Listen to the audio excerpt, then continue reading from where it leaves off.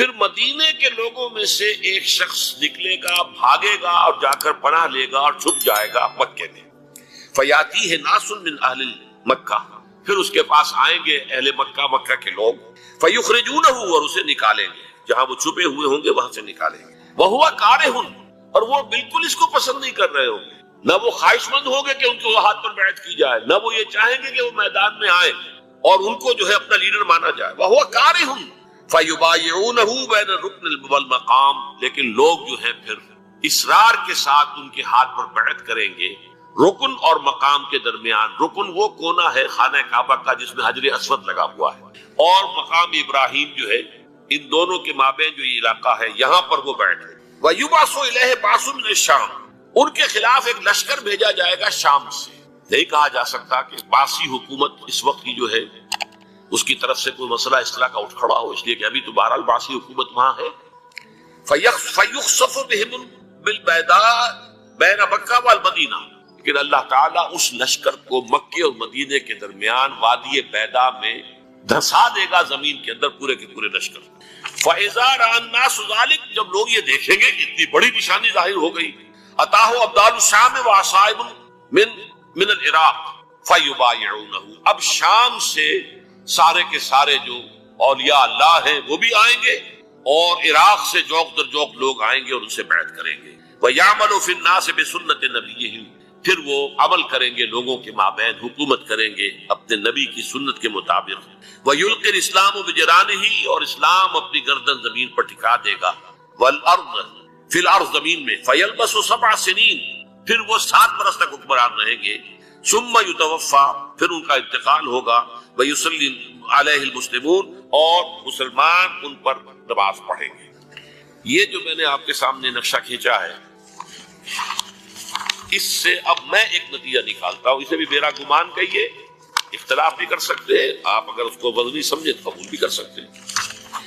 وہ یہ ہے کہ میرے نزدیک ان کے ظہور کا وقت قریب ہے، اور اس کی تھوڑی سی بات میں مجھے معلوم ہوا کہ جین ڈکسن غالباً نام ہے امریکن اس کا، جس نے یہ پیشن کوئی خبر دی تھی کہ 1962 میں عالم عرب میں ایک بچہ پیدا ہوا ہے کہ جو وہاں کا نقشہ بدل کر رکھ دے. یہ جین ڈکسن کی غالباً پیشن گوئی ہے. بہرحال مجھے اس کی پیشن گوئی سے کوئی دلچسپی نہیں ہے. میں تو جو احوال دیکھ رہا ہوں، یعنی اسرائیل کا قائم ہو جانا، اور اس کے بعد اب یروشلم کا مسلمانوں کے ہاتھوں سے نکل جانا، اور اب گویا کہ وہ الملحمۃ العظمیٰ جو ہے تلی کھڑی ہے، کسی بھی وقت جو ہے یہ جو ہے وہ لاوا پھٹ سکتا ہے، آتش فشاں پھٹ سکتا ہے. تو یہ تمام حالات ایسے ہیں کہ جن کی وجہ سے میں سمجھتا ہوں کہ ایک تو جو قرآن مجید کے اشارات میں نے آپ کو بتائے، 14 صدیاں، 14 دن میں چاند کا پورا ہونا، والقمر اذا اتسق، 14 دن میں 14ویں کا چاند. اسی طرح اب یہ 14 صدیوں کے بعد یہ صدی جو 15ویں صدی ہے، یہ در حقیقت ظہور امام مہدی، جو قدرت کی طاقتیں ہیں، کائناتی قوتیں، ان پر غیر معمولی غلبہ، اختیار حاصل ہو جائے گا، اور وہ دجال متصرف ہوگا ان تمام قواعد طبیعہ پر، بالکل ایسے انداز میں جیسے کبھی انبیاء کرام علیہ السلام کو اللہ تعالیٰ معجزے عطا فرماتا ہے. وہ معجزے کہ جو اللہ تعالیٰ کے فضل و کرم سے اللہ کے رسولوں کو عطا ہوئے ہیں، گویا کہ وہ سب کی سب کیفیات ہیں کہ جو دجال کے بارے میں قرآن مجید یا احادیث نبیہ میں وارد ہے. مثلا پہلی بات یہ بتائی گئی کہ اس کے لیے فاصلہ بے معنی ہو کر رہ جائے گا، انتہائی تیز رفتاری ہوگی جو اسے حاصل ہوگی. چنانچہ الفاظ یہ ہے کل غیث سے استدبرت بردی، وہ ایک ایسے طوفان کے مانند جو ہے وہ سیلاب آئے گا کہ جیسے کوئی بہت زوردار آندھی جو ہے اس کے ساتھ طوفان آیا کرتا ہے. آپ سائیکلون کا تصور کیجئے کہ جس طریقے سے وہ ایک انتہائی تیز رفتار ہوا جو ہے وہ طوفان کو لے کر آتی ہے، اس طور سے وہ فتنہ پھیلے گا. ایک اور حدیث میں الفاظ ہے فلا تدع قریۃ الا حبطتها فی 40 لیلہ، یہ مسلم شریف کی روایت ہے حضرت نواس بن سمعان رضی اللہ تعالی عنہ. کوئی قریہ تک نہیں چھوڑے گا دنیا کی کوئی آبادی چھوٹی سے چھوٹی جس میں وہ نہیں پہنچ جائے گا 40 دن کے اندر اندر. یہ اس کی تیز رفتاری کا عالم ہوگا. گویا کہ میں تعبیر کر رہا ہوں اسے ان الفاظ سے کہ فاصلہ بے معنی ہو کر رہ جائے. اسی کے ضمن میں بعض اور روایات آئی ہیں. سواری جو ہے اس دجال کی، اس کو گدھے سے تعبیر کیا گیا ہے، اس لیے کہ ظاہر بات ہے اس دور میں اور کسی شے کا اگر تذکرہ کیا جاتا ہوائی جہاز کا یا راکٹس کا تو وہ تو لوگوں کی سمجھ میں نہ آتا، اور پہلے انہیں ساری سائنس پڑھانی پڑتی تب وہ الفاظ استعمال کرتے.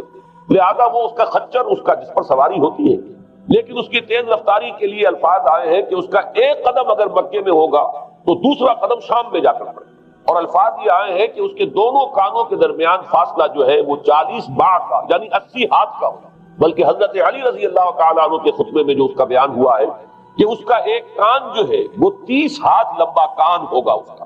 ابھی ذرا یہ صرف احادیث آپ سنتے جائیے، پھر اس کے بارے میں ان سب کو جوڑ کر جو ہمیں نتیجہ نکالنا ہے اس پر گفتگو بات کریں.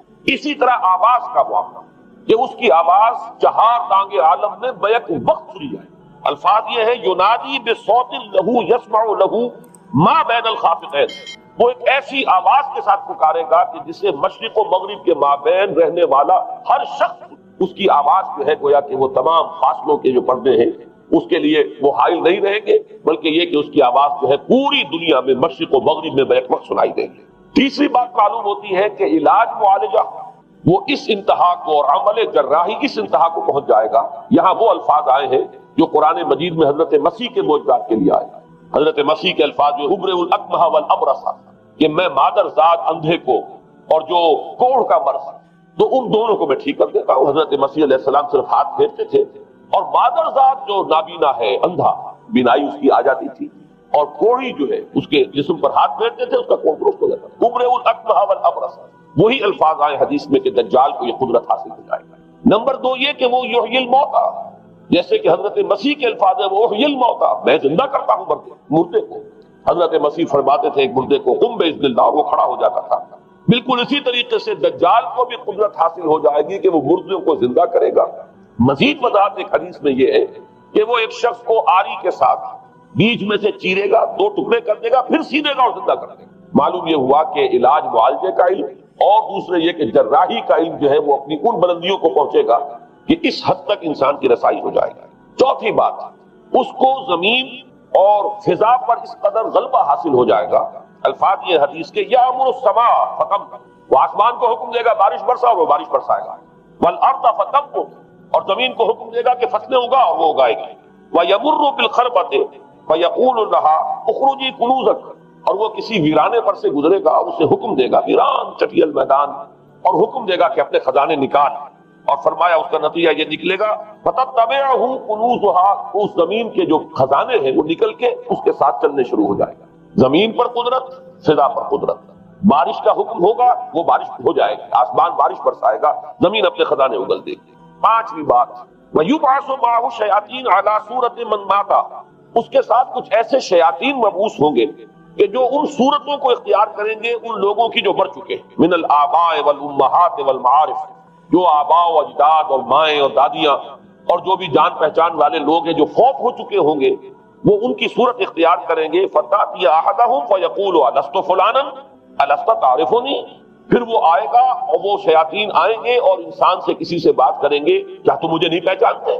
کیا میں تمہارا فلاں رشتہ دار نہیں ہوں؟ اپنی نشانیاں بیان کریں گے اور لوگ پہچانیں گے. یہ وہ احادیث ہیں کہ جن کا جو نتیجہ نکلتا ہے اس کو پہچان لیجئے. وہ نتیجہ یہ ہے کہ حضور صلی اللہ علیہ وسلم نے دجالی فتنے کے جو اوصاف بیان کیے یا جو علامات بیان کی، ان کا حاصل یہ ہے کہ سائنس اور ٹیکنالوجی کی وہ بلندیاں انسان کو حاصل ہو جائیں گی کہ جو چیزیں کبھی رسولوں کے معجزوں سے ظہور پذیر ہوتی تھی وہ قوانین طبیعہ پر تصرف کے باعث خود انسان کرنے لگے. یہ ہے در حقیقت حاصل. چنانچہ آج آپ دیکھیے وہ جو اس کا گدھا ہے وہ ہمارے آج کل کے ہوائی جہاز ہے، اور آپ کو معلوم ہے کہ یہ رڈار جو ہیں ان کے ہوائی جہازوں کے یہ بالکل اینڈز پر ہوتے ہیں، ان کے بازوؤں پر، اور یہی ان کے کان ہیں، انہی سے انہیں وہ معلومات حاصل ہوتی ہیں. خود ان کی لمبائی چوڑائی جو ہے وہ کتنی ہے، اور پھر یہ کہ ان کے درمیان فصل جو ہے وہ 80 ہاتھ کا یا 40 باع کا وہ موجود ہے. اور جہاز کی ایک اڑان اب تو کہیں بات پہنچ گئی کہ آپ کو معلوم ہے کہ پوری دنیا کے گرد بھی ایک جہاز جو ہے وہ چکر لگا لیتا ہے چند گھنٹوں کے اندر. لیکن یہ ہے کہ عام جو رفتار ہے اس میں بھی ایک پڑاؤ سے دوسرے پڑاؤ تک، ایک جگہ سے جس کو ہاپ کرنا کہتے ہیں، یہ بھی کم سے کم 500-700 میل کا عام طور پر سفر جو ہے وہ جہاز طے کر رہا ہے. اسی طریقے سے ہماری جو سائنس کی خاص طور پر جو طبی سائنس ہے، اب اس میں جس طریقے سے کہ زندہ رکھا جاتا ہے انسانوں کو، اور وہ ویجیٹیبل چاہے کہا گیا ہے ان کو ہیومن ویجیٹیبل، لیکن یہ کہ دل کی دھڑکن بھی چلائے جا رہے ہیں، خوراک بھی پہنچا رہے ہیں، آدمی جو ہے وہ زندہ سال تک زندہ پڑا رہتا ہے. اور یہ کہ سرجری بعض جانوروں پر تو یہ بات ہو چکی ہے کہ کاٹے گئے ہیں اور پھر ان کو سی دیا گیا ہے، جوڑ دیا گیا ہے. یہ تمام جو بھی معجزے ہیں اس وقت سائنس دکھا رہی ہے. اسی طرح اگر یہ معجزہ دیکھنا ہو کہ زمین لق و دق، جہاں کہیں کوئی آثار نہیں تھے کسی ایک پتے تک کے اگنے کے، اگر وہاں لہلہاتے ہوئے آپ کو چمن دیکھنے ہو تو ویسے سب سے پہلے تو یہ معاملہ ہوا تھا اسرائیل نے جو کر کے دکھایا تھا، لیکن اب تو آپ ابو ظبی چلے جائیے، سعودی عرب میں چلے جائیے.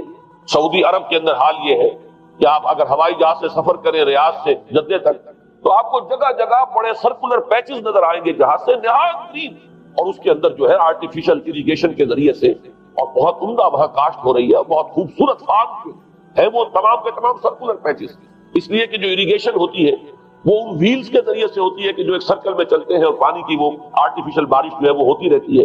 باقی یہ کہ فضا سے آرٹیفیشل رین، یہ تو بہت ہی سادہ سی بات ہے کہ فضا کے اندر ایٹماسفیرک کنڈیشن کو ذرا تبدیل کیا جائے تو بارش آ جاتی ہے. اور باقی رہ گیا آواز کا یہاں سے باہر جانا، وہ تو آواز ہی نہیں ہے، تو آپ صورتیں دیکھ رہے ہیں.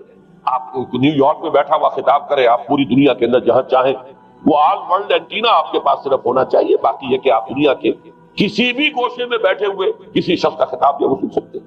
تو معلوم یہ ہوا کہ در حقیقت یہ جو دجالی فتنہ ہے، یہ جس کے اوصاف جو بیان کیے گئے، ابھی میں اس کو لفظ فتنہ سے تعبیر نہیں کر رہا، اسے جس چیز نے فتنہ بنایا وہ ابھی میں آپ سے عرض کروں گا، لیکن یہ جتنے اوصاف حدیث میں آئے، جتنی صفات بیان ہوئی، جو قوائف وہاں سامنے آ رہے ہیں، ان سب کا حاصل تو ایک لفظ میں یہ ہے کہ سائنٹیفک ڈیولپمنٹ اور ٹیکنالوجیکل ڈیولپمنٹ وہ اس درجے کی ہو جائے گی کہ قواعد طبیعیہ پر، فورسز آف دی نیچر پر انسان کو تصرف اور تسلط حاصل ہو جائے گا اور وہ انہیں استعمال کرے گا، اور اس طریقے سے اس کے اندر وہ ساری کی ساری کیفیات جیسے کہ آج ہم دیکھ رہے ہیں اپنی نگاہوں کے سامنے وہ پیدا ہو جائے گا. اب سوال یہ ہے کہ اس شے کو فتنہ کس چیز نے بنایا، یہ بات سمجھ لیجیے.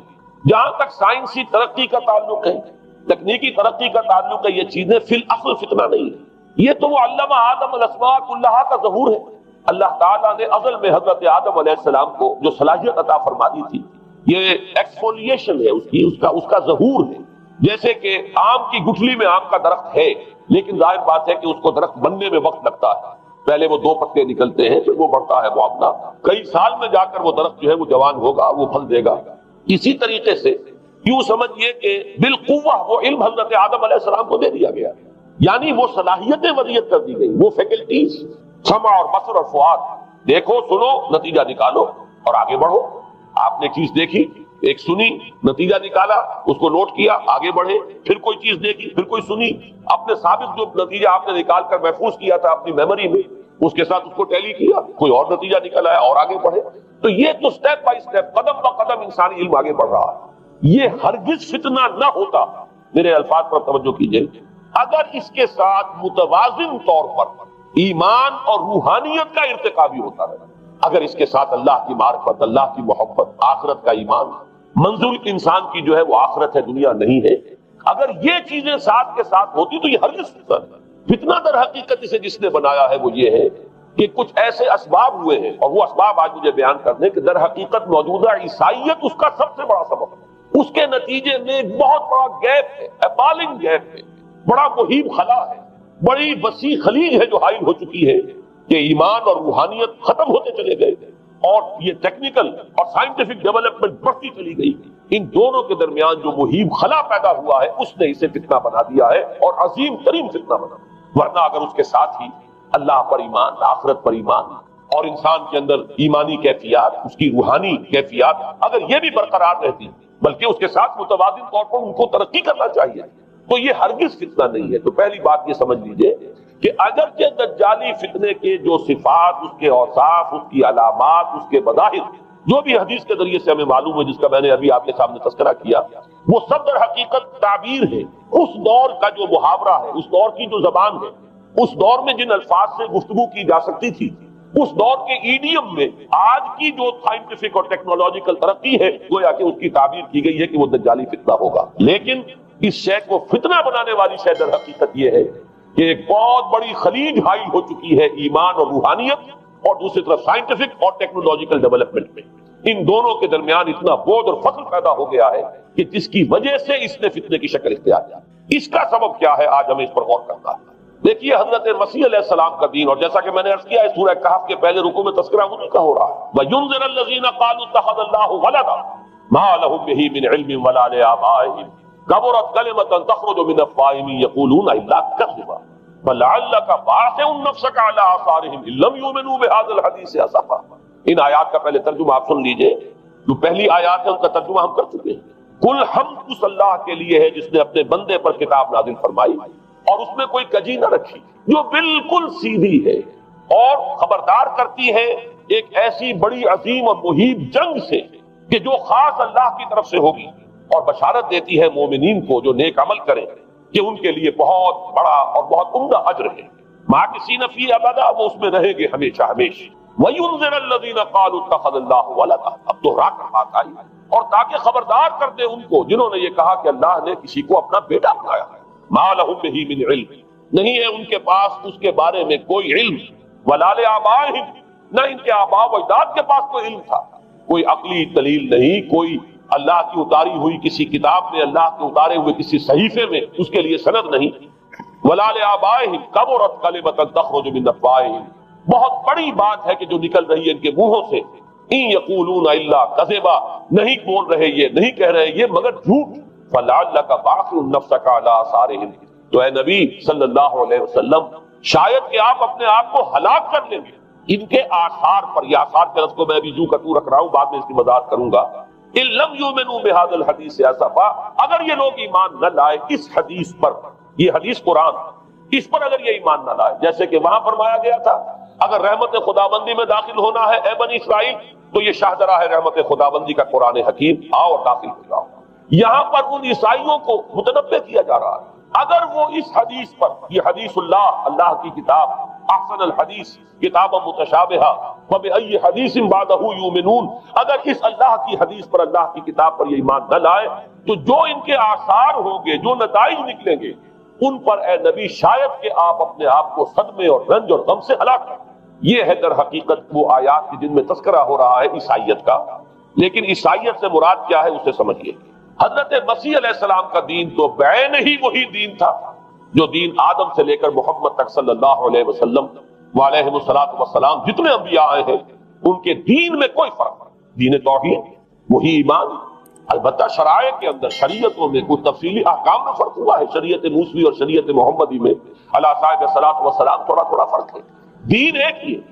شرع لکم من الدین ما وصى به نوحا والذی اوحینا الیک وما وصینا به ابراہیم وموسیٰ وعیسیٰ، دین میں تو ہم نے وہی شے تمہارے لیے بھی معین کی ہے مسلمانوں، یہ جس کی کہ ہم نے نوح کو وصیت کی تھی اور جس کی کہ ابراہیم کو اور موسیٰ کو اور عیسیٰ کو وصیت کی، دین ایک ہے، ان الدین عند اللہ الاسلام۔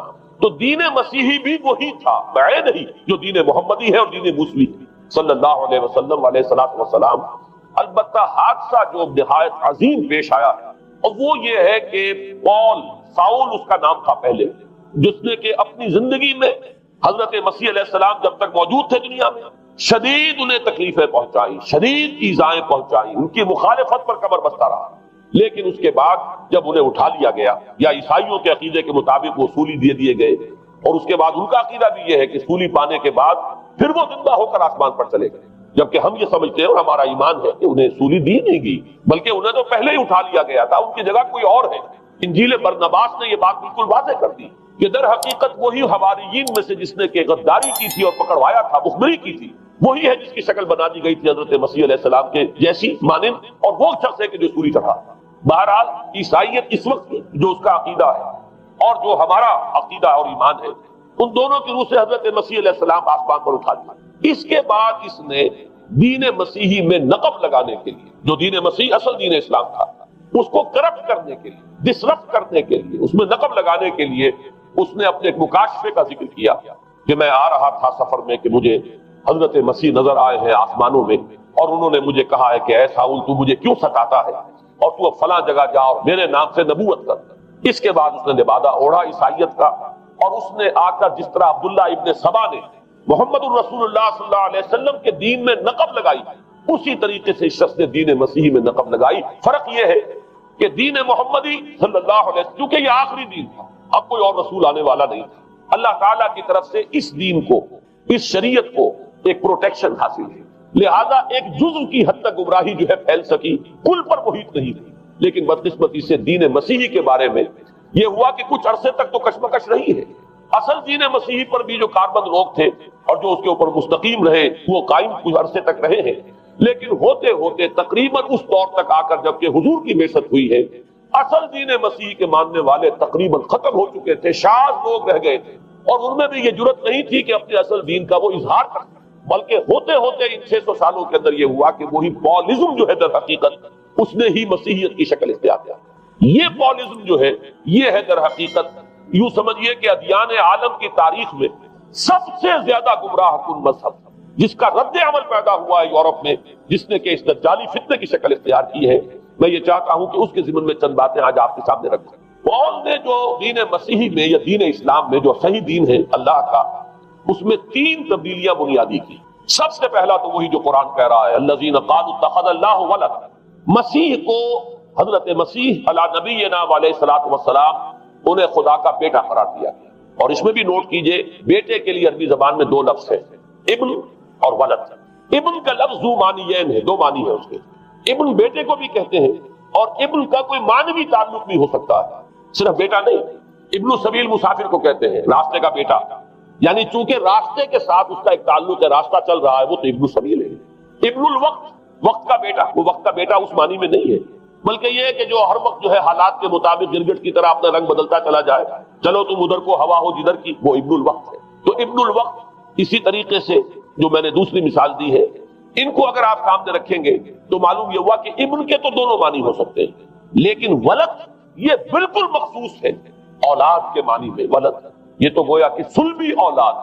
اور عیسائیت وہ ہے مذہب کہ جس نے کہ بدترین شرک کی صورت اختیار کی ہے، اور ان کے ہاں عقیدے میں یہ الفاظ ہیں کہ مسیح اللہ کا، خدا کا صلبی بیٹا، تاکہ کوئی شک نہ رہ جائے کہ کوئی اور نسبت ہے جسے ابن سے تعبیر کیا گیا، کوئی اور تعلق ہے جس کے لیے یہ لفظ اختیار کیا گیا، صلبی کا لفظ استعمال کیا گیا ہے کہ یہ خدا کا صلبی بیٹا۔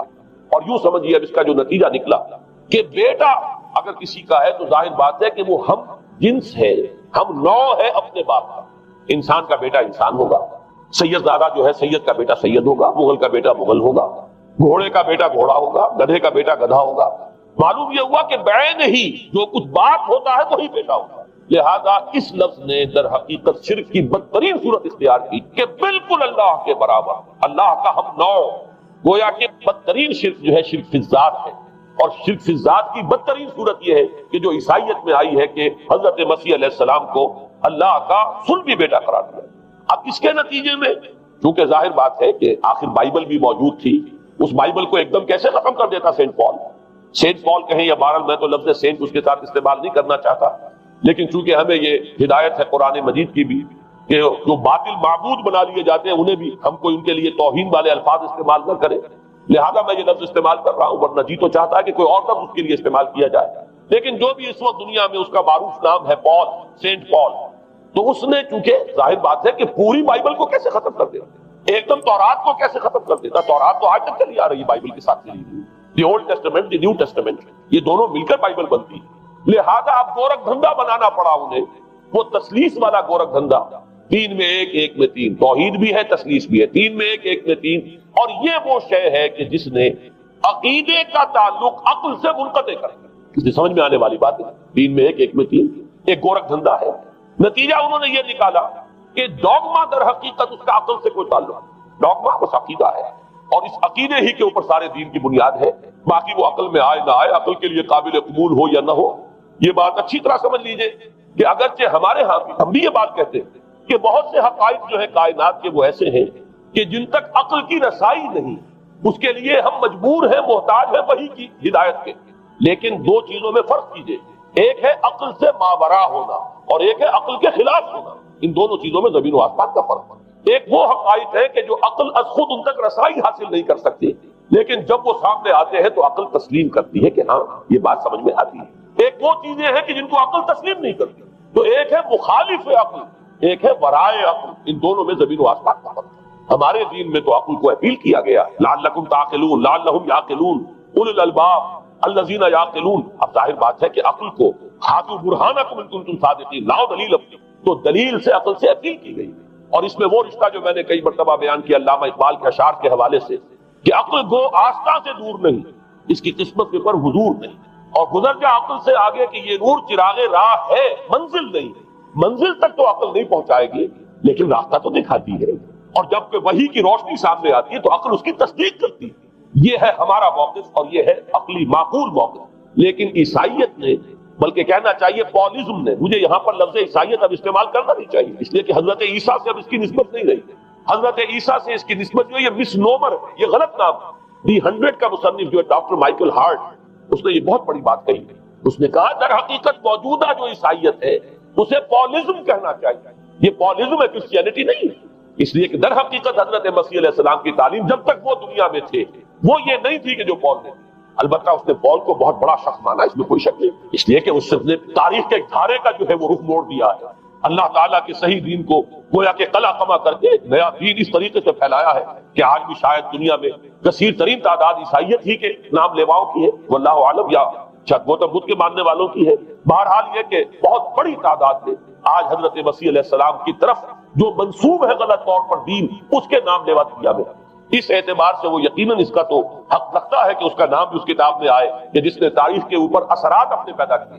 اور حضرت مسیح علیہ السلام جب تک دنیا میں تھے عیسائیت کی حقیقت بنی اسرائیل یا یہودیت کے ایک فرقے سے زیادہ نہیں تھی. ڈیٹیچ نہیں ہوا تھا یہ دین حضرت موسیٰ علیہ السلام کے دین سے. لیکن یہ کہ پال نے اسے بالکل ایک مستقل بذات ایک جدا گانا دین کی شکل دے دی ہے، تو یہ پالزم نے در حقیقت سب سے پہلا کام یہ کیا کہ عقل سے بالکل تعلق منقطع کر دیا. عقیدہ ڈوگما جو ہے وہ خلاف عقل، جو بات عقل میں آئے نہ آئے بس مان. تو پہلی تو یوں سمجھیے کہ نقب جو لگی ہے دین کے اندر وہ اس تسلیس کے حوالے سے، اور تسلیس کا گورکھ دندہ خلاف عقل، لہذا ڈوگما کی جو کا لفظ استعمال ہوا ہے کہ بس اس کو تو ہم مانیں گے چاہے وہ عقل کے لیے قابل قبول ہو چاہے نہ ہو. دوسرا اس سے بھی زیادہ آپ دیکھیے ایک سے ایک بڑھ کر اینٹ رکھی جا رہی ہے. خشت اول چونے حد میں مار کر تاثریا میر ود دیوار. دوسرا کفارے کا عقیدہ جو مبنی ہے صلیب کے عقیدے پر. مسیح نے انتہائی ذلت کی موت یعنی صلیب کی موت جو ہے وہ خود کہتے ہیں کہ انتہائی ذلت کی موت. یہ ذلت کی موت کا پیالہ اس لیے پیا تاکہ اس کے ماننے والوں کی طرف سے کفارہ ادا ہو جائے. مسیح کفارہ ادا کر چکا ہے، اب جو شخص بھی مسیح کو مان لے گا اس کی گویا کی نجات ہو گئی. اس کا عمل سے کوئی تعلق، عمل ہو نہ ہو، بد کردار ہو، اچھا کردار والا ہو، نیک ہو، بھلا ہو، جیسا بھی ہو، برا ہو، بدماش ہو، لچا ہو، لفنگا ہو، مسیح کو مان لے صرف ماننے پر. اس لیے کہ مسیح تو اس کی طرف سے کفارہ پیش کر دیا. سارے گناہوں کا کفارہ جو ہے مسیح نے انتہائی ذلت آمیز موت جو ہے قبول کر کے گویا کہ اپنے ماننے والوں کے تمام گناہوں کا کفارہ دے دیا. یہ دوسرا عقیدہ. اس کا نتیجہ کیا نکلا؟ تسلیس نے عقل سے تعلق توڑ دیا تھا مذہب کا، اس لیے عمل سے تعلق توڑ. ڈوگما ہی ڈوگما ہے، نہ عقل سے کوئی تعلق نہ عمل سے کوئی تعلق، کوئی تعلق نہیں رہا. دین کی جڑیں جو ہے دونوں اعتبار سے، دین تو نام ان دو چیزوں کا الا الذین آمنوا وعملوا الصالحات، دونوں کی گویا کہ جڑیں منہدم ہو گئیں، بنیادیں منہدم ہو گئیں، جڑیں کاٹ دی گئی کہ نہ اس کا تعلق عقل کے ساتھ ہے نہ عمل کے ساتھ. تیسری بات آئی ہے اس نے کہا شریعت منسوخ. یہ عجیب ہے، دیکھیے جسے آئرنی آف فیٹ کہتے ہیں انگریزی زبان میں. ابھی تک بائبل کے اندر سینٹ میتھیو کے جو روایت ہے متی کی انجیل جسے کہا جاتا ہے gospel of the Lord according to Saint Matthew, اس میں جو سرمن آف دی ماؤنٹ ہے ایک وعظ ہونے کے اعتبار سے واقعتاً میں اس کی عظمت کا بڑا قائل ہوں، عظیم ترین وعظ ہے دنیا کا. اس کے شروع میں یہ الفاظ موجود ہیں don't think I have come to destroy law. ہرگز یہ نہ سمجھنا کہ میں شریعت کو ختم کر دے آیا. وہ یہ کہہ کر گئے تھے کہ شریعت موسوی تم پر لاگو رہے گی، عائد رہے گی، لیکن پال نے تیسرا نقب لگایا شریعت ساقط کر دی. اس کی ضرورت کیوں محسوس ہوئی یہ بھی سمجھ لیجئے. حضرت مسیح یہ کہہ کر گئے تھے کہ میں صرف بنی اسرائیل کے لیے آیا ہوں، میں اسرائیل کے گھرانے کی کھوئی ہوئی بھیڑوں کی تلاش میں آیا ہوں. انجیل میں یہ الفاظ آج بھی موجود. حضرت مسیح نے اپنے حواریین کو جب بھیجا ہے کہ اب جاؤ تبلیغ کرو میری طرف سے، اس کی ہدایتوں میں ایک ہدایت یہ بھی ہے کہ تمہیں صرف اسرائیلیوں تک تبلیغ کرنی ہے، باہر نہیں. میں صرف اسرائیلیوں کی طرف رسول بنا کر بھیجا گیا ہوں. یہ الفاظ بھی موجود ہیں. اگرچہ اس وقت کے انجیل میں جو الفاظ ہیں وہ تو میں سمجھتا ہوں کہ حضرت مسیح علیہ السلام کے شایان شان نہیں ہے، وہاں کوئی نہ کوئی تحریف ہوئی ہے لفظی، اس لیے کہ وہاں تشبیہ دی گئی ہے کہ کوئی اپنے بچے کے حصے کی روٹی جو ہے کتے کے آگے نہیں ڈالتا. گویا کہ جینٹائلز جو ہیں غیر بنی اسرائیلی، انہیں اس جملے کی روح سے انہیں کتوں سے تشبیہ دی جا رہی ہے کہ میرے پاس میرے بچوں کے حصے کی روٹی ہے، میرے بچے ہیں اسرائیلی، میری روٹی جو ہے یہ جو میرے پاس ہے وہ اسرائیلیوں کے لیے ہے، کوئی اپنے بچوں کے حصے کی روٹی کتے کو نہیں کھلاتا. یہ جملہ تو میں سمجھتا ہوں حضرت مسیح کا نہیں ہو سکتا، لیکن یہ ہدایت کہ تمہیں تبلیغ صرف اسرائیلیوں میں کرنی ہے یہ قرآن مجید کی روح سے ثابت ہے. اس لیے کہ قرآن بھی یہ کہتا ہے کہ رسولاً الی بنی اسرائیل، حضرت مسیح علیہ السلام رسول بنا کر بھیجے گئے تھے بنی اسرائیل کی طرف، اس لیے کہ وہ یوں سمجھیے کہ جسے ہمارے ہاں عام اصطلاحات میں علماء کہا کرتے ہیں تاج و تخت ختم نبوت، وہ تاج و تخت ختم نبوت تو ابھی منتظر تھا محمد رسول اللہ صلی اللہ علیہ وسلم کی آمد کا، کہ وہی آئیں گے تو انہی کی بعثت ہوگی پوری نوع انسانی کی طرف۔ آپ سے پہلے کسی رسول کی بعثت پوری نوع انسانی کی طرف نہیں ہوئی بشمول حضرت مسیح علیہ السلام۔ ہر جو ہے رسول جو آیا ہے آپ سے پہلے اپنی اپنی قوموں کی طرف آیا ہے، لیکن اس پول نے کیا کیا؟ پہلے تو یہ اصول توڑا، ہم اس دین مسیحی کی یا جو پولزم ہے اس کی اب تبلیغ کریں گے غیر اسرائیلیوں میں بھی۔ وہاں انہیں دقت پیش آئی، شریعت موسوی بڑی بھاری شریعت ہے، اب وہ بھاری شریعت جو ہے اس کو قبول کرنا تو لوگوں کے لیے آسان نہیں ہے، تو انہوں نے یہ کیا کہ یہ شریعت تم پر ثابت، شریعت کا بوجھ تم پر نہیں، برڈن آف لا یہ تمہارے لیے نہیں۔ اور میں یہاں مثال دے دینا چاہتا ہوں، میں نے ہی تاریخ نے اپنے آپ کو دہرایا ہے، عبداللہ ابن سبا نے جو فتنہ شروع کیا تھا ہمارے ہاں، ہماری تاریخ میں جو اس کے اثرات میں پیدا ہوئے ان میں سے ایک جو ہے وہ شکل وہ اسماعیلیت والی ہے، کہ اسماعیلیت نے بھی بعین ہی یہی شکل اختیار کی ہے۔ ہندوستان میں آ کر جب اسماعیلی داعیوں نے جب تبلیغ کی ہے تو شریعت ثابت کر دیا۔ آج آپ کو جو اسماعیلی ملیں گے ان کے ہاں کوئی شریعت نہیں ہے، کوئی نماز نہیں، مسجد ان کی ہوتی نہیں، جماعت خانہ ہوتا ہے، وہ کلب گھر ہے، آتے ہیں جمع ہوتے ہیں کھانا کھاتے ہیں، اللہ اللہ خیر صلی اللہ کو باتیں چیتیں کرتے ہیں، ان کے اوپر شریعت ہے ہی نہیں، نہ روزہ ہے نہ نماز ہے۔ اور بعین ہی وہی جو اختیارات میں ابھی آپ کو بتاؤں گا کہ جو پوپ کے ہیں وہی ان کے امام حاضر کے اختیارات ہیں۔ بہرحال تیسری نقب جو میں نے عرض کی آپ سے وہ یہ تھی کہ شریعت منسوخ، اس کا نتیجہ کیا نکلا؟ اب دیکھیے ذرا غور کیجئے، ایک بہت بڑا خلا پیدا ہو گیا، وہ خلا کون پر کرے گا؟ شریعت کے بارے میں سارے اختیارات اب پوپ کو حاصل، وہ جس چیز کو چاہے حلال کر دے، جس چیز کو چاہے حرام کر دے، جس چیز کو چاہے قرار دے دے کہ یہ ممنوع ہے، جس چیز کی چاہے اجازت دے دے، اس لیے کہ اب شریعت تو نہیں، خلا ہے، اس میں سوالات تو پیدا ہو گئے، یہ کام کیا جائے یا نہ کیا جائے، کون کرے گا؟ تو جب شریعت ختم ہوئی تو سارا اختیار پوپ کے ہاتھ میں آ گیا۔ یہ میں بعد میں ذرا اور تفصیل سے بتاؤں گا کہ کیسے کیسے اختیارات پھر مذہبی طبقے کے ہاتھ میں آئے ہیں۔ اس کے نتیجے میں تاریخ انسانی میں ورسٹ فارم آف تھیوکریسی پیدا ہوا۔ تھیوکریسی کسے کہتے ہیں؟ جو آج کی اصطلاح میں گالی تھیوکریسی، قائد اعظم کے جملے آپ نے کئی پڑھے ہوں گے، اسلام میں کوئی تھیوکریسی نہیں، مذہبی طبقے کی حکومت نہیں اسلام کا، اور 100% درست ہے۔ تھیوکریسی کہتے ہیں ایک مذہبی حلقے کی، مذہبی طبقے کی حکومت، اس کے ہاتھ میں اختیارات آتے ہیں۔ اور قرآن مجید میں اسی وجہ سے ان کے اوپر الزام لگایا گیا، اتخذوا احبارهم ورهبانهم اربابا من دون اللہ، انہوں نے اپنے علماء اور صوفیوں کو اللہ کے سوا اپنے معبود بنا لیا۔ حضرت علی ابن حاتم رضی اللہ تعالیٰ عنہ جب ایمان لائے، یہ حاتم طائی جو مشہور ہے سخاوت میں، ان کے بیٹے ہیں، قبیلہ طے سے ان کا تعلق ہے، حاتم طائی تو طے سے ہے، ان کے بیٹے عدی ہیں، یہ عیسائی تھے۔ یہ جب ایمان لائے اور پھر انہوں نے قرآن پڑھا تو انہیں ایک اشکال ہوا کہ قرآن مجید میں تو ہم پر الزام لگایا گیا ہے کہ اتخذوا احبارهم ورهبانهم اربابا من دون اللہ، تو عرض کیا انہوں نے، ڈرتے ڈرتے عرض کیا ہوگا حضور کی خدمت میں کہ حضور یہ بات تو کچھ درست نہیں معلوم ہوتی، ہم نے تو کبھی اپنے علماء اور رہبان کو خدا نہیں سمجھا، وہ اس مغالطے میں تھے کہ جب تک سجدہ نہ کیا جائے شاید خدا نہیں مانا گیا۔ حضور نے پوچھا کیا ایسا نہیں ہے کہ جس چیز کو وہ حلال کہتے تم حلال مان لیتے ہو، جس چیز کو حرام کہتے ہیں حرام مان لیتے ہو؟ جی ہاں یہ تو ہے، یہی تو فرمایا اربابا من دون اللہ، تحلیل و تحریم کا اختیار صرف اللہ کا، یا اللہ کے نمائندے کی حیثیت سے اس کے رسول کے پاس ہے جس کو وحی آتی ہے، اس کے بعد کسی کو اختیار نہیں۔ اجتہاد کر سکتا ہے لیکن اجتہاد کے لیے دلیل دینی ہوگی، نص سے، کتاب اللہ سے کوئی دلیل لاؤ، سنت رسول اللہ سے کوئی دلیل لاؤ، استنباط کرو، عقل سے بات کرو، لیکن یہ ہے کہ تحلیل و تحریم یہ خدائی اختیار ہے، اللہ کے ہاتھ میں اس کا اختیار ہے، اور اللہ کے نمائندے کی حیثیت سے زیادہ یہ اللہ کے رسولوں کے ہاتھ میں اختیار آتا ہے، اس کے علاوہ کسی کے لیے، کسی اور کے لیے یہ مان لیا گیا تبھی تو ان کو خدا بنا لیا گیا۔ اسی معنی میں آج کی جمہوریت جو ہے وہ بدترین شرک ہے کہ یہاں یہ تسلیم کیا جاتا ہے کہ سوورنٹی جو ہے وہ عوام کی، سوورنٹی آف دی پیپل، کیا معنی ہے کہ عوام کے نمائندے جو چاہے قانون بنا دیں، جس چیز کو چاہے حلال ٹھہرائیں، جس چیز کو چاہے حرام ٹھہرائیں، ان کے پاس حلت و حرمت کے جو پورے اختیارات ہیں ان کے پاس آ گئے۔ یہی تو خدائی مقام ہے، خدا کا مقام دے دیا گیا، اس سے بڑا شرک کیا ہوگا؟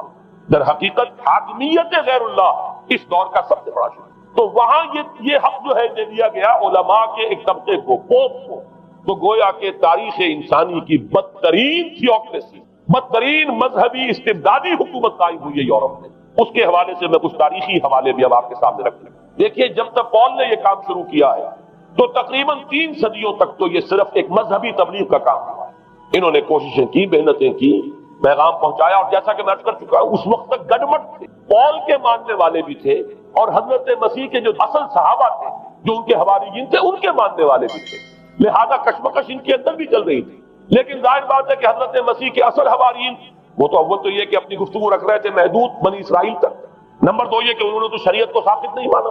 جنگل کی آگ کی طرح جو مسیحیت پھیلی ہے وہ پالزم والی مسیحیت، اس لیے کہ اس میں تو کوئی شریعت کا کوئی بوجھ نہیں، کوئی حلال نہیں، کوئی حرام نہیں، کوئی نماز نہیں، کوئی روزہ نہیں، لہذا یہ تیزی کے ساتھ پھیلی. اور 300 برس تک تو ایک کشمکش جو ہے جاری رہی، انہوں نے تبلیغیں کی، مصائب جھیلے، کشمکش اندر بھی چلی باہر بھی چلی. لیکن اس کے بعد قیصر روم کانسٹنٹائن، قسطنطین جسے کہتے ہیں، جس کا یہ قسطنطنیہ ہے، کانسٹنٹائن، اس نے یہ محسوس کیا بالکل اکبر کی طرح، جیسے اکبر نے محسوس کیا تھا کہ میری مملکت کے اندر یہ مذہبی تصادم جو ہے یہ سب سے بڑی یوں سمجھیے کہ انسٹیبلٹی کا سبب ہے، لہذا ان تمام مذہبوں کو ایک ہاون دستے میں ڈال کے کوٹ پیس کر ایک بناؤ. وہ جو دین اکبری یا دین الہی جو اس نے کیا تھا اس سیاسی مصلحت کی وجہ سے کہ یہ ہندو مسلم تصادم اور دوسرے مذاہب کا ٹکراؤ جو ہے وہ ہندوستان کو ایک سیاسی وحدت اور ایک اپنی سیاسی عظمت کی طرف پیش قدمی کرنے کا جو راستہ ہے اختیار کرنے سے روکتا ہے، لہذا یہ کام کیا جائے. یہی قسطنطین نے کیا. اس نے جب دیکھا بڑی کشمکش چل رہی ہے، اس نے خود عیسائیت اختیار کیا. عیسائیت کون سی اختیار کی؟ پالیزم والی. ظاہر بات ہے اس کے لیے بھی اصل عیسائیت اختیار کرنا جو ہے مشکل تھا، پالیزم والی. اور اس کے بعد یہ اب اسٹیٹ کی جو مشینری تھی، جو طاقت تھا، جو دباؤ تھا، اس کے حوالے سے اب یہ مسیحیت جو ہے پورے رومن امپائر کے اندر اب یہ بڑی تیزی کے ساتھ، جس کو کہنا چاہیے، اس کا ایک نظام قائم ہوا اور جو مذہبی طبقہ تھا اس کا اقتدار مستحکم. اس کے باوجود 200 برس اور گزرے. یونان چونکہ بہت بڑا مرکز تھا علم کا، فلسفے کا، سائنس کا، حکمت کا. آپ کو معلوم ہے یہ تمام ارسطو ہو، افلاطون ہو، یہ سب یونان کے ہیں، ارشمیدس ہو، یہ تمام کے تمام جو بھی ہے، تو سائنس اور فلسفہ دونوں اس کا گہوارہ یونان تھا. یونانی حکما اعتراض کرتے تھے، لہذا سن 529 اس کو نوٹ کر لیا. جسٹینین ایک قیصر تھا اب قسطنطین کے 200 برس بعد، اس نے اپنی پوری مملکت میں فلسفہ اور سائنس کی تعلیم حرام قرار دی. کوئی نہ فلسفہ پڑھ سکے گا نہ سائنس. جو فلسفہ پڑھے گا اس کو مرتد قرار دے دیا جائے اور زندہ آگ میں جلا دیا جائے گا. انکوزیشن کورٹ قائم ہوئی. وہ صرف مذہبی عدالتیں اس لیے قائم ہوتی تھی کہ جس کے بارے میں معلوم ہو جائے کہ یہ فلسفہ پڑھتا ہے یا یہ سائنس پڑھتا ہے، اس لیے کہ فلسفہ اور سائنس دونوں جڑ کاٹتے ہیں اس ڈوگما کی. وہ ڈوگما جو پالیزم والا ڈوگما ہے، اس کی جڑ کھودنے والی ہے دونوں چیزیں، اور چونکہ وہ دونوں عقل کو اپیل کرتی ہیں، یہ ڈوگما عقل کے متضاد ہے، لہذا مذہب کا تحفظ اسی طرح ہو سکتا ہے کہ اب ان دونوں کو بالکل ممنوع قرار دے دیا جائے. یوں سمجھیے کہ تقریباً 1000 برس تک یورپ میں، چونکہ سب سے بڑی امپائر ہے، یورپ میں فلسفہ اور حکمت اور یہ سائنس کی تعلیم ممنوع ہے. یہ ہے در حقیقت سب سے پہلا کام جو جسٹینین نے کیا 529 میں. اس کے بعد آگے چل کر پوپ کا جو اقتدار ہے وہ اتنا زبردست بنا ہے. پوپ کو اختیار حاصل ہو گیا، جس چیز کو چاہے وہ قانون کا درجہ دے دے، اس لیے کہ شریعت تو ہے نہیں. خلا پوپ کون کرے گا؟ پوپ. پوپ کو اختیار حاصل ہو گیا، وہ جس کے گناہ چاہے معاف کرے. اب دیکھیے اگرچہ ویسے تو گناہ پہلے ہی معاف ہو گئے کہ جس نے مسیح کو مان لیا گناہ تو معاف ہو گئے اگلے پچھلے سب، لیکن یہ کہ پھر بھی ایک خلش رہ جاتی ہے انسان کے دل میں، کیونکہ ایک اخلاقی حص انسان کے اندر اللہ نے پیدا کی ہوئی ہے. جب کوئی شخص کرتا ہے، کوئی بدکاری کرتا ہے، کوئی چوری کرتا ہے، ڈاکہ ڈالتا ہے، تو وہ جو ایک کانشنس ہے، وہ جو پرک کرتا ہے، اس کو بھی ختم کرنے کے لیے اگر پوپ یا کارڈینل یا اس کے کسی نمائندے کے سامنے جا کر اعتراف گناہ کر لو اور کچھ اس کی مٹھی گرم کرو، کچھ ہدیہ پیش کرو، تو توبہ نامہ، معافی نامہ تمہیں دے دیا جائے گا، اور وہ جو چیز ہے وہ تمہارے لیے سند ہے کہ کوئی تم سے بات کچھ تمہارے گناہ کے لیے. پھر ان کی قیمتیں تھیں، ان کے لیے بڑی بڑی جو ہے ہدیے مقرر کیے گئے تھے. تیسری چیز بائبل کا اول تو یہ کہ مفہوم جو ہے وہ کوئی سند نہیں ہے، اس لیے کہ بائبل ہانٹ کر رہی تھی. اولڈ ٹیسٹمنٹ بھی ہے، یہ حضرت مسیح کی یہ 4 انجیلیں بھی ہیں، یہ تعلیم کچھ اور ہے، لہذا بائبل جو ہے وہ سند نہیں ہے. سند پوپ کا جو ہے فرمان وہ سند ہے. بائبل کی شرح کرنے کی، بائبل کی طرف سے کوئی دلیل لانے کی کسی کو کوئی حق حاصل نہیں. یہ جبر تھا، یہ تشدد تھا یورپ میں. یہ وہ دور تھا جبکہ اسلام پھیل رہا تھا. میں نے اس لیے آپ سے کہا تھا، نوٹ کرایا آپ کو، 529 میں جسٹینین کا یہ فرمان، 571 میں حضور کی ولادت ہو رہی ہے، وہی صدی ہے. اور 630 کے آس پاس، بلکہ 629 کے آس پاس سلطنت روما کے ساتھ مسلمانوں کا ٹکراؤ شروع ہوا. تو یہ تاریخی ان کو ریلیشن جو ہے ذہن میں رکھیے. جس وقت مسلمان آئے اور 200-300 برس جو ان کے عروج کے ہیں، اس وقت آپ کو معلوم ہے کہ تقریباً 6 صدیاں ہو چکی تھی کہ یورپ بالکل جس کو کہا جاتا ہے ڈارک ایجز، انتہائی تاریخی مذہبی جبر اور استبداد، اس کے سوا کچھ نہیں. اور ملاؤں کی حکومت جسے آپ کہیں گے، جسے آج کل کی اصطلاح میں کہا جائے گا، وہ جس کو چاہے جو چاہے سزا دے دے. پوپ کو اختیار حاصل ہے. کسی کے بارے میں ذرا جیسے بعض اوقات خبریں سچی ہیں یا جھوٹی، لیکن میں مثال دے رہا ہوں جیسے خبریں آتی رہی ہیں ایران کے بارے میں کہ کہیں اگر معلوم ہو گیا ہے تو پاسداران انقلاب پہنچے اور سمری ٹرائل اور فوراً ختم کیا گیا. اس قسم سے انکوزیشن رپورٹ جو ہے وہ کورٹ وہاں قائم ہوئی اور یوں سمجھیے کہ لاکھوں افراد تحت کیے گئے، زندہ جلائے گئے. لیکن اس کے بعد جب عالم اسلام میں وہ روشنی پھیلی اور خاص طور پر بنو عباس کے زمانے میں، اب بھاگ کر وہاں جو بھی تھے فلسفے کے اور سائنس کے کوئی دلچسپی رکھنے والے، وہ بھاگ کر عالم اسلام میں آ گئے. یہاں وہ کتابیں جو ہیں ان کے ترجمے ہوئے، خاص طور پر مامون اور ہارون الرشید کے زمانے کے اندر یہ علم جو ہے ہندوستان سے بھی لیا، یونان سے بھی لیا مسلمانوں نے، اور اس کے بعد یہ غرناطہ اور قرطبہ کی یونیورسٹیوں کے ذریعے سے اس علم نے پینیٹریٹ کیا ہے دوبارہ یورپ میں. دیکھیے سرکل کیسے بنا ہے. یونان کا علم آیا ہے پہلے عالم اسلام میں، مڈل ایسٹ میں، اور پھر ادھر سے ہو کر چکر کھا کر اور اسپین کی یونیورسٹیوں کے ذریعے سے یورپ میں انٹروڈیوس ہوا ہے. اس وقت پھر اصلاح مذہب کی تحریک شروع ہوئی اور ساتھ ہی تحریک احیاء العلوم اس کے نتیجے میں وہاں بیداری پیدا ہوئی. لیکن یہ بیداری اب آپ نوٹ کر لیجئے، ایک تو پروٹیسٹنٹ مذہب پیدا ہوا اور کئی سو برس تک تصادم رہا کیتھولکس کے اندر اور پروٹیسٹنٹس میں. پورے اسلام کی تاریخ میں کبھی اتنے خونی فسادات نہیں ہوئے ہیں، کبھی بھی شیعہ سنی فساد بھی کبھی اتنا نہیں ہوا جتنا کہ کئی سو برس تک رومن کیتھولکس اور پروٹیسٹنٹس کے مابین یورپ میں ہوتا رہا. بلکہ اس میں تو ایسے ایسے واقعات آتے ہیں کہ لگ بھگ 10 لاکھ افراد جو ہیں وہ ختم ہوئے ہیں. یہ آپس کا تصادم جو تھا، پروٹیسٹنٹ مذہب جو پیدا ہوا اصلاح مذہب کی تحریک کے ذریعے سے، اور وہ رومن کیتھولک پاپائیت والا نظام، ان کے درمیان جو تصادم ہوا 10 لاکھ کی تعداد بتائی جاتی ہے کہ آدمی مارے گئے. بلکہ فرانس کا ایک شہر ہے، وہاں تو 19 دن تک مسلسل قتل عام کیا گیا پروٹیسٹنٹس کا، اور وہاں حاملہ عورتوں کے جو ہے پیٹ چاک کر کے بچے نکال کر ان کو بھی جو ہے ختم کیا گیا. یہ سارا ظلم جو ہے وہاں ہوا ہے، تصادم ہوا ہے. اس کے نتیجے میں آپ خود سوچئے کہ کس قدر نفرت پیدا ہوئی عوام کے اندر مذہب. اس کے ساتھ ہی اب وہ علم شروع ہوا، سائنس شروع ہوئی. لہذا علم اور سائنس دونوں کی جڑ میں مذہب سے شدید نفرت پیدا ہوئی. یہ ہے وہ سبب کہ جس نے یہاں سے راستے علیحدہ کر دیے. اور مذہب کیونکہ جبر کرتا ہے، مذہب کیونکہ عقل کے اوپر بیڑیاں بٹھاتا ہے، پہرے بٹھاتا ہے، بیڑیاں ڈالتا ہے، اور مذہب کیونکہ تشدد کرتا ہے، لہذا مذہب کے خلاف ایک نفرت، ایک ریئیکشن. یہ ہے اس ساری سائنسی ارتقاء اور سائنٹیفک اور ٹیکنالوجیکل جو ڈیولپمنٹ ہوئی ہے، اس کی جڑ میں مذہب سے نفرت جو ہے اس کے بیج بو دیے گئے. اور یہ 200-250-300 سال میں اب یہ جو تناور درخت بن کر آیا ہے کہ ایک طرف سائنس کی ترقی، ٹیکنالوجی کی ترقی آسمان کو چھو رہی ہے. آج انسان چاند کے اوپر تو انسان کے قدم جو ہے پہنچ چکے ہیں، اور آپ کا ایک راکٹ جو ہے وہ پورے تمام سیارے جو ہیں جو ہمارے سولر سسٹم کے ہیں ان سب کا چکر لگا کر اور وہ اس سے باہر چلا گیا ہے، خلا کے اندر کہاں گیا کچھ پتا نہیں. لیکن یہ کہ تقریباً یوں سمجھیے کہ سن 77 کا چلا ہوا وہ، اور 12 برس تک اس نے سفر طے کیا ہے. کم سے کم سولر سسٹم کا جو ہے اس نے پورا جو ہے احاطہ کیا. اور جو میں نے آپ کو وہ احادیث سنائی ان کے حوالے سے بات کیا سمجھ میں آئی کہ یہ سائنٹیفک، ساری کی ساری سائنٹیفک ڈیولپمنٹ، یہ ٹیکنالوجیکل ڈیولپمنٹ، لیکن چونکہ اس کے ساتھ مذہب کا انکار ہے، خدا پر ایمان نہیں ہے، آخرت کا یقین نہیں ہے، روح کا گویا کہ انکار، روحانیت تو بہت دور کی بات ہے، روح کا بھی انکار. نتیجہ یہ ہے کہ ان دونوں چیزوں کے مابین وہ گیپ جسے میں نے کہا تھا ایپالنگ گیپ، ایک بہت بڑا گیپ ہے جو پیدا ہو چکا ہے. اب میں حدیث آپ کو سنا رہا ہوں. بخاری شریف میں جو روایت ہے، حضور نے فرمایا کہ دجال کے ماتھے پر لکھا ہوا ہوگا کافارا. الفاظ یہ ہے انہو مکتوب بین عینیہ کافارا، علیحدہ علیحدہ، یقرأہ کل مومن کاتب و غیر کاتب.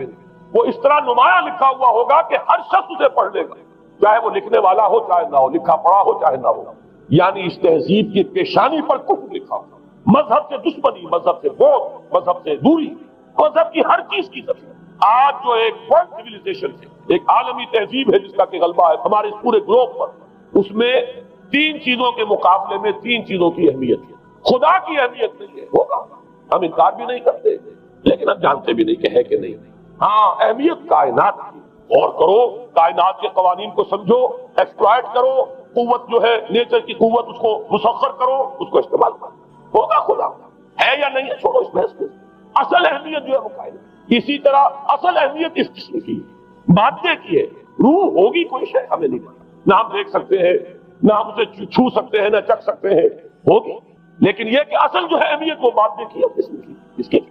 اسی طریقے سے حیات دنیاوی، اصل سے حیات دنیاوی، اس کو بناؤ سنوارو، بہتر سے بہتر زندگی گزارو، ویلفیئر اسٹیٹ ہو، بہت ہی عمدہ ماحول ہو اور ہر چیز کو، لیکن حیات اخروی ہوگی اب تو آرام سے گزرتی ہے، آخرت کی خبر پکاتا ہے یا نہیں ہے، اس سے ہمیں کوئی بحث نہیں۔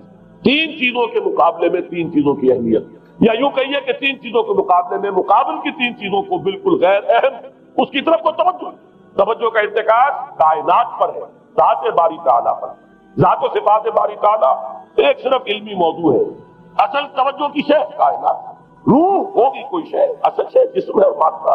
حیات اخروی ہمیں نہیں پتا، کسی نے واپس آ کر خبر نہیں دی مرنے کے بعد، لہذا ہم نہیں کہہ سکتے ہے کہ نہیں۔ البتہ یہ کہ حیات دنیا بھی جو ہے اس کو مضبوطی کے ساتھ تھامو، اس کو بہتر بناؤ، توجہ کا اصل ارتکاز حیات دنیاوی پر۔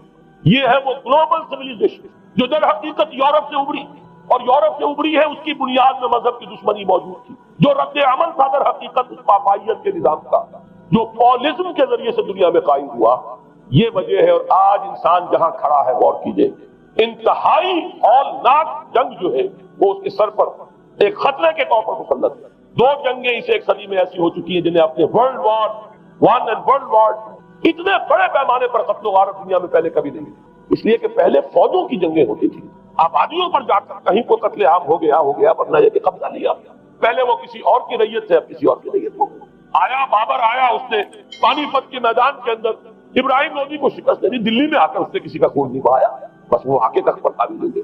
کہیں کہیں ہوئے ہیں یا پھر عذاب الہی آتے رہے ہیں کہ رسولوں کے انکار کی سزا کے طور پر قوم نسیہ منسیہ کی گئی ہے، لیکن جنگیں جو دنیا میں ہوتی وہ جنگوں کا معاملہ جو ہے وہ اس مقصد کا ہوتا، وہ فوجوں کے درمیان ٹکراؤ ہوتا تھا، میدان جنگ میں کشتوں کے پشتے لگتے تھے، لیکن اس کے بعد نہیں ہو گیا، کہیں کسی نے بہت غصہ نکال دیا۔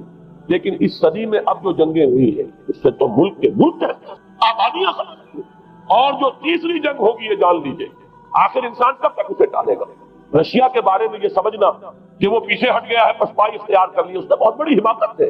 وہ در حقیقت اب ڈپلومیسی کی راہ سے سپریمیسی چاہتا ہے، لہذا تصادم تو ہو کر مولانا مناظر حسن گیلانی رحمۃ اللہ علیہ کے خیالات جو ہیں وہ مجھے اس سورہ کہف کے ابتدائی آیات کے ضمن میں مجھے ان سے اتفاق ہے، اور بہت سی چیزیں ان سے ماخوذ ہیں۔ اسی طریقے سے جو حدیث اب میں آپ کو بتا رہا ہوں میرے سامنے اس کا متن نہیں ہے، مولانا حامد میاں رحمۃ اللہ علیہ انہوں نے مجھے یہ بتایا تھا کہ جو میں نے جمع کیے ہیں حالات و واقعات، قیامت سے پہلے جو حالات و واقعات پیش آنے والے ہیں جن کی پیشن گوئی حدیث میں ہے، ان سے معلوم ہوتا ہے کہ ایک بہت بڑی خوفناک جنگ، اتنی بڑی خوفناک جنگ، اور ان کے الفاظ یہ ہے کہ اس میں دونوں فریق جو ہوں گے ان میں بڑی تعداد عیسائیوں کی ہوگی، ادھر بھی ادھر بھی، ایک طرف البتہ عیسائیوں کے ساتھ مسلمان بھی ہوں گے، یہودی بھی ہوں گے، اور دوسری طرف خالص عیسائی طاقت، اور ان کے درمیان اتنی خوفناک جنگ ہوگی۔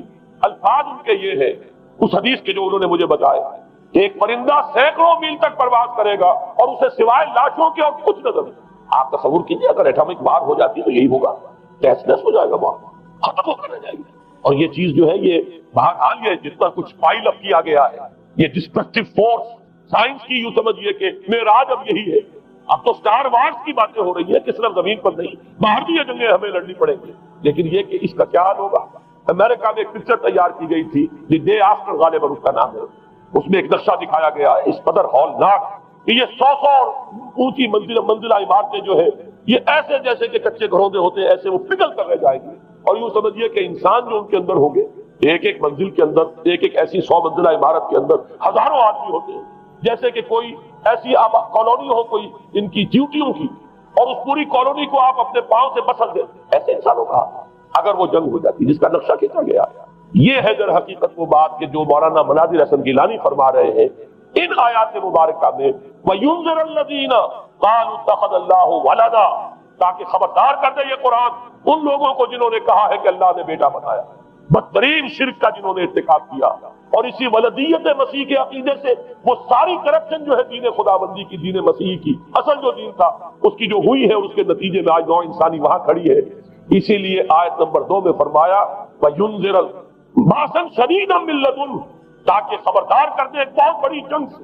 ہمارے اکثر مفسرین نے یہاں پہ ایک بہت بڑا عذاب کہہ کر جو ہے وہ گزر گئے، لیکن واحد یہ لفظ ہے قرآن مجید کا یہ مقام ہے جہاں لفظ باس آیا ہے، اور مولانا مناظر حسن گیلانی نے بحث کی باس تو جنگ کو کہتے ہیں، قرآن مجید میں جہاں بھی یہ لفظ آیا جنگ کو کہتے ہیں۔ تو ایک بہت بڑی ہولناک جنگ جس کے لیے فرمایا مِن لَّدُنْهُ، یہ تمہارے اپنے پیمانوں پر نہیں آئے گی، یہ تمہارے حساب کتاب میں نہیں آ سکتا جو ڈسٹرکشن ہوگی، جیسے کہ آپ علم لدنی کہتے ہیں، ایک علم وہ ہے جو جانے بوجھے طریقے سے حاصل کیا جاتا ہے، ایک علم لدنی ہے جو خاص اللہ تعالیٰ اپنے کسی بندے کو عطا فرما دے۔ اس جنگ کی جو ہلاکت خیزی ہے وہ تمہارے حساب کتاب میں آنے والی نہیں ہے۔ لِيُنذِرَ بَأْسًا شَدِيدًا مِّن لَّدُنْهُ وَيُبَشِّرَ الْمُؤْمِنِينَ الَّذِينَ يَعْمَلُونَ الصَّالِحَاتِ أَنَّ لَهُمْ أَجْرًا حَسَنًا مَّاكِثِينَ فِيهِ أَبَدًا۔ البتہ اللہ تعالیٰ بچائے گا اپنے اہل ایمان بندوں کو جو نیک عمل پر بھی قائم۔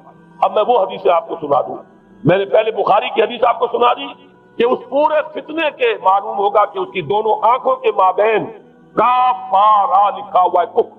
گویا کہ یہ سمبل ہے، یہ علم، یہ علامت ہے اس جدید موجودہ تہذیب کی، کفر، الحاد، مادہ پرستی، خدا کا انکار، آخرت کا انکار، روح کے وجود کا انکار۔ اس کے بعد فرمایا، یہ ابو داؤد کی روایت ہے، فواللہ ہے تو خدا کی قسم وہ وقت جب آئے گا، ان الرجل لیاتی ہے وہو یحسب انہ مومن، ایک شخص حاضر ہوگا اس کے پاس، دجال کے پاس، اور وہ شخص اپنے آپ کو مومن سمجھتا ہوگا کہ مومن ہے، وَيَتَّبِعُهُ بِمَا يُبْعَثُ بِهِ الشُّبْهَاتِ، لیکن جو شبہات اس فتنے کی وجہ سے اس کے اندر پیدا ہو جائیں گے اس کی وجہ سے وہ بھی اسی کی پیروی کرے۔ آج آپ عالم اسلام کا نقشہ دیکھ لیجیے، ذہنوں کے اندر جو شبہات ہیں، ایمان کے بارے میں یقین کی کیفیت کتنوں کو حاصل ہے، وہی ساری ہماری بھی ویلیوز ہیں، وہی مادی تہذیب جو ہے آج ہم بھی اسی کے پیروکار ہیں، سمجھتے ہیں اپنے آپ کو مسلمان، سمجھتے ہیں مومن، لیکن ذرا تجزیہ کیجیے۔ اسی کو میں نے اپنے اس کتاب میں اسلام کی نشرت ثانیہ میں تفصیل سے واضح کیا کہ در حقیقت رگوں پے میں سراج کر گئی یہ تہذیب، بظاہر جو ہے نظر آتا ہے جیسے روئے ارضی پر، زمین کے اوپر تو آپ کو کہیں اونچائی نظر آ جائے گی، کہیں نیچائی نظر آ جائے گی، کہیں پانی ہے، کہیں خشکی ہے، ذرا اوپر چلے جائیں تو ہوا ہے، ہوا کا غلاف پورے کرۂ ارضی کو اپنے اندر لیے ہوئے۔ یہی حال ہے ہر ملک میں آپ چلے جائیں، نیچے کے لوگوں میں کچھ مذہب وذہب نظر آ جائے گا تھوڑا بہت۔ ہندوستان میں بھی اگر کوئی مندروں میں جاتا تو گھٹیا آدمی جاتے ہیں، بیچارے نیچ لوگ جاتے ہیں، بڑا لوگ آدمی کوئی نہیں جاتا۔ ہمارے ہاں بھی جا کے ہوتے ہیں مساجد میں سفارا تو غریب، پردہ رکھتے ہیں اگر کوئی تمہارا تو غریب۔